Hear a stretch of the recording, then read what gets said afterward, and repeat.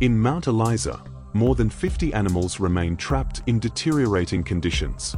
For 14 weeks, locals have protested daily, pleading for action. They say the animals are starving, sick, and dying. But despite growing evidence, no authorities have intervened. The RSPCA claim that they are restricted, but protest organizer Carly Wines says that she is beginning to think that it's actually a convenient excuse from the organization. I know that the RSPCA say their hands are tied by archaic laws, but I'm beginning to think that it's actually a convenient excuse. Tracy Asquith, who has been organizing a number of parliamentary petitions, also suspects that the RSPCA are not being entirely honest. So far, the RSPCA has been reluctant to move, and honestly, the cynical side of me, I think that they're using this as a chance to leverage more money out of the government. Last year, they asked for an extra $2.5 million and they got it. And then this year, they've said they need $4.7 million for the next 4 years. Negotiate with the government, don't hold the animals at Mount Eliza in ransom so you can emotionally blackmail the government. Recently, a young foal was found dead and decomposing inside a stable by a passerby.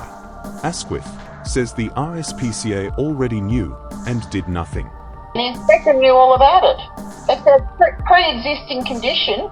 Yeah, I know what that was. A two-year-old foal, its pre-existing condition was starvation. You don't have to be a rocket scientist.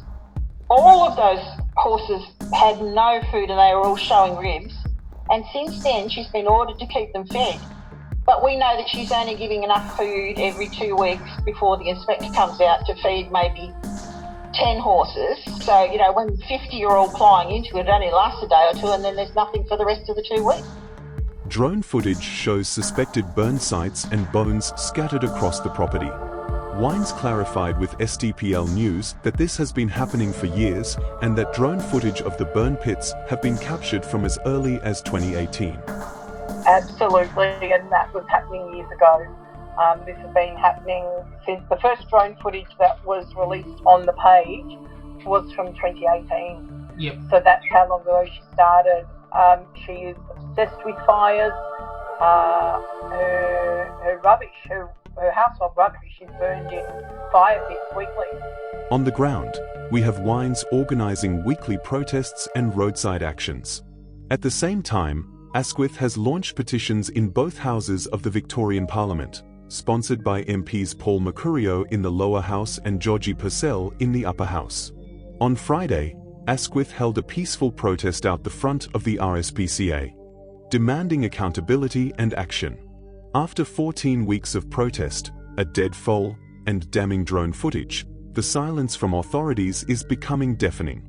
With evidence mounting and public outrage growing, many are now asking, how many more animals must suffer, or die, before someone finally steps in?